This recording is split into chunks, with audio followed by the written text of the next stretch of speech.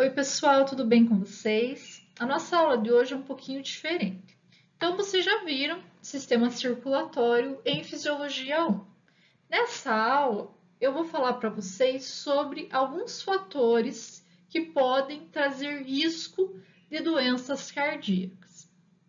Então, eu deixei para vocês um vídeo bem resumido sobre a fisiologia do sistema circulatório, sistema cardíaco também, então deem uma olhada, é uma aula show, assim, eu acho que ficou bem interessante, é um vídeo que não é meu, mas é um vídeo que uma pessoa fez e ficou bem legal, então eu vou mandar para vocês assistirem, para vocês relembrarem, é uma aula bem resumida, digamos assim, e eu acho que vocês vão gostar.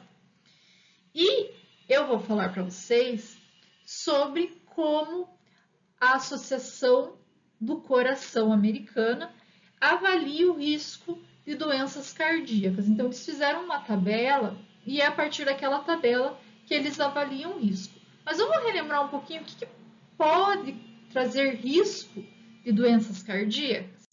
Então, primeira coisa que aumenta o risco dessas doenças cardíacas são dietas inadequadas, sedentarismo, uso de tabaco e também o uso nocivo do álcool. Quando a pessoa faz utilização de álcool, tabaco, alimentação inadequada ou sedentarismo, ela acaba influenciando alguns fatores que aumentam o risco cardíaco, como pressão elevada, diabetes, né, que é a glicemia alta, hiperlipidemia, que é aumento de colesterol, triglicerídeo, e, é claro, o sobrepeso e a obesidade, que acabam aumentando o risco de doenças cardíacas. Então, a Associação Americana do Coração, ela elaborou uma tabela para avaliar o risco de doenças cardíacas, e é em cima dessa tabela que nós vamos avaliar os nossos pacientes. Então, o que vai influenciar? É claro, a idade, né? Dependendo da idade, você vai ter um risco maior ou menor. Então, acima de 60 anos, o risco vai ser maior. A herança familiar, se algum parente tem ou teve já alguma cardiopatia. Percentual, me desculpem, de gordura. Então, quanto maior o percentual de gordura, maior vai ser o risco. Tabagismo, né? E aí vai depender muito da quantidade de cigarros que a pessoa fuma por dia. Quanto maior a quantidade, maior vai ser o risco. Exercícios por semana. Então, aqui, quanto menor a quantidade de exercício, maior o risco. Quanto maior a quantidade, menor vai ser o risco. Colesterol, também depende do valor do colesterol. É claro que vocês não vão fazer exames de colesterol nos pacientes que vocês vão testar agora, mas vocês podem pegar exames anteriores para poder avaliar o risco de doença cardíaca dessa pessoa. E também a pressão arterial, tanto a sistólica quanto a diastólica. Quanto maior a pressão, maior vai ser a pontuação e, consequentemente, maior vai ser o risco cardíaco. Então, por exemplo, né, vou pegar aqui eu. Sou uma pessoa que está na faixa aqui dos 31, 40 anos, então eu pontuo 3 pontos. Eu tenho parentes que têm problema cardíaco, inclusive meu pai, então aqui a pontuação vai ficar em torno, vamos dizer aqui, de uns 7 pontos, porque eu tenho bastante parentes com problemas cardíacos, é meio triste. Percentual de gordura. Eu vou ensinar vocês como fazer um cálculo rápido. É claro que esse cálculo ele não é tão exato quanto fazer os testes lá de gordura corporal. Mas eu vou ensinar vocês a fazerem, que dá para vocês utilizar para esse inventário, para essa análise. Eu fiz o meu, tá? Então, deu aqui entre mulher tá aqui, ó, entre 20 e 21%, 22%. Então, não, mulher tá aqui, desculpa. Então, vai ficar aqui feminino, né, professor? Aqui, então, mais ou menos 20 a 25%, então já vai somando, entendeu? Somos 3, com 7, 10, com 2, 12. Cigarro não fumo, então não vamos zerar. Atividade física atualmente eu não faço, porque eu não estou saindo de casa, então também vou ter que aumentar aqui, vai ter que ir para 8, já deu 20 pontos. Colesterol meu tá bom, então abaixo de 180, 1 ponto. Pressão arterial, a minha pressão é super baixa, então também vai ficar abaixo de 120 e abaixo de 70. Minha pressão normalmente é 11 por 6, 11 por 7, é bem baixa. Então vocês vão fazer isso, vocês vão pegar esses dados e vão somar. E daí vão observar, é claro, um resultado, né, da soma. E a partir desse valor, vocês vão poder chegar ao score, né, para saber mais ou menos a classificação dessa pessoa em relação ao risco de doença coronariana. Então, o que eu vou pedir para vocês, vou deixar como tarefa, para vocês realizarem o teste com 3 pessoas diferentes e avaliarem, então, qual é o risco e me mandarem, né, daqui uns 15 dias, eu vou deixar aberto por 15 dias para vocês lá. Professora, eu não consigo aferir a pressão, eu estou sem o aparelho, ou eu moro só eu e mais um colega. O que fazer com 3 pessoas? Não faz mal, você faz uma entrevista por telefone. Liga lá a pessoa e vai fazendo as perguntas para ela e também você pode pegar a última vez que ela feriu a pressão, quanto que deu, ou as últimas 3 vezes e fazer uma média. Geralmente, pessoas que têm hipertensão, elas têm, né, até um acompanhamento. Nem todos, né, mas deveria. Então, vocês perguntam para eles, mais ou menos, qual que foi o valor da pressão a última vez que ela feriu. Então, esse score ele vai abaixo de 11, é um risco abaixo da média, e acima de 41 até 43, o valor aqui está errado, tá? É um risco muito alto. Então, vocês façam essa pesquisa com 3 pessoas e vão me mandar. Eu vou deixar lá a tarefa bem certinho descrita para vocês. Tá, professora? Idade é fácil, herança familiar a gente pode perguntar, mas e o percentual de gordura? Como que eu vou fazer? Eu vou explicar para vocês. Como que normalmente nós avaliamos, né, principalmente os nutricionistas, preparadores físicos e fisioterapeutas avaliam a porcentagem de gordura?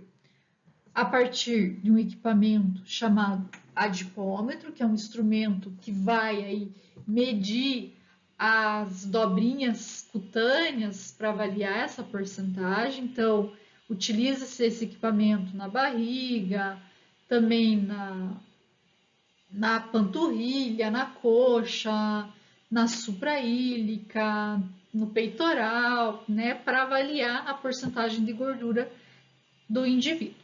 E nós também temos um outro aparelho chamado bioimpedância. Então, esse aparelho, a pessoa sobe, né, na plataforma, segura esses 2 metais, aqui 2 placas de metais, e ela vai então passar uma corrente elétrica, né? Passa-se uma corrente elétrica pela pessoa que avalia a água presente no músculo e consegue chegar numa porcentagem de gordura. Normalmente é assim que se calcula a porcentagem de gordura, mas nós não temos esses equipamentos. Como que nós vamos fazer? Nós vamos calcular por aproximação, digamos assim. Tem 2 cálculos que podem ser realizados. O primeiro deles é a partir do IMC. Vocês já devem ter visto falar, né? Índice de massa corporal. Então, como que calcula esse índice de massa corporal? Você vai pegar o quilo e dividir pela estatura. Então, você vai ter o valor do IMC. Mas esse é o índice de massa corporal, ainda não chegou na porcentagem de gordura. Então, nós precisamos aí avaliar, então, a porcentagem de gordura. Como que é feito essa porcentagem? Então, você vai multiplicar o IMC por 1,20 mais 0,23 vezes a idade da pessoa menos 10,8 vezes o gênero, menos 5,4. Então, você vai utilizar essa forma. Gênero, se for mulher, 0. Se for homem, 1. Porque o homem tem menos gordura. Então, nós precisamos utilizar esse valor de 10,4 para diminuir a gordura corporal do homem. Ele tem mais músculo, lembrem-se disso. Então, esse é um jeito.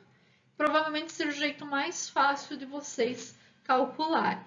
O outro jeito de calcular é a partir da medição da cintura. Então, o que você vai fazer? Você vai medir a circunferência da cintura e também vai precisar da altura do indivíduo. Então, você vai fazer esse cálculo para homens e esse cálculo para mulheres. Para homens, nós vamos utilizar 64 menos 20 vezes a altura dividido pela circunferência da cintura. Para mulheres, 76 menos 20 vezes a altura dividido pela circunferência da cintura. O que é esse RFM? É massa gorda relativa. Esse cálculo é um cálculo mais novo, ele surgiu faz pouco tempo. E os especialistas, os estudiosos que definiram esse cálculo, dizem que ele chega mais próximo ao valor correto. Então, eu fiz o cálculo para mim desse e do outro, do anterior. Esse deu maior do que o outro, deu a diferença de 2, mais ou menos. Então, eu acredito que seja um cálculo bem aproximado. Até quem já fez, quem já estudou, às vezes foi para academia e fez a porcentagem de gordura, podia fazer e falar para nós depois, né?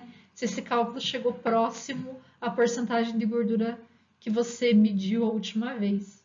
Você poderia passar para nós aí um comentário sobre isso. Mas diz que ele chega bem próximo, então se vocês puderem usar esse, eu também acho legal.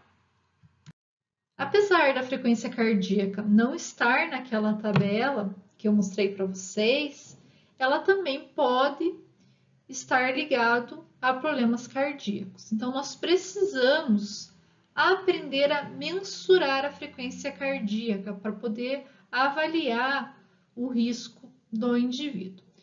É muito fácil atividade física ou até mesmo estado emocional da pessoa ter a capacidade de mudar a frequência cardíaca. Então, tem que esperar sempre, né, para fazer essa avaliação da frequência cardíaca, que ela descanse, que ela se acalme muitas vezes, mas é sempre muito importante vocês avaliarem isso. E como que nós vamos avaliar? Nós podemos utilizar a artéria radial ou a artéria carótida. E precisa-se, é claro, de um relógio.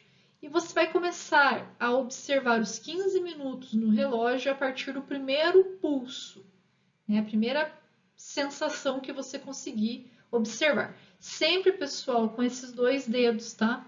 Com o indicador e com o dedo médio. Por quê? Porque esse daqui nós podemos confundir, né? Se utilizarmos o polegar. Então, sempre esses dois dedos. E você vai começar a observar a frequência e observa o relógio para contabilizar por 15 segundos. Então, você mede essa frequência e vai multiplicar por 4, me desculpa. Então, 15, por exemplo, se deu 22 batimentos nesses 15 segundos, vezes 4, 88 batimentos por minuto. Então, é assim que se avalia a frequência cardíaca. Tem diversos fatores que afetam essa frequência cardíaca, né? Nós sabemos disso e até uma das questões que eu vou colocar para vocês no exercício é perguntando sobre um deles. Eu vou colocar um exercício em relação ao aumento da frequência cardíaca e a diferença dessa frequência cardíaca. Porque, por exemplo, lactantes e crianças de até 2 anos, a frequência cardíaca varia de 120 a 140. Em Crianças e adolescentes de 8 a 17, a frequência cardíaca varia de 8 a 100. Adultos sedentários, 70 a 80. Adultos que praticam atividade física, 50 a 60. E idosos, de 50 a 60. Por que tem essa variação? Vocês sabem me dizer? Boa pergunta, né, prof? Então é uma pergunta que eu vou deixar para vocês responderem no questionário. Certo, pessoal? Espero assim que vocês tenham gostado do exercício proposto. Qualquer dúvida, não fiquem com dúvida. Me procurem para eu ajudar vocês a realizá-los, tá bom? Então eu vou mandar para vocês a tarefinha e eu fico à disposição. Um abraço e uma boa semana.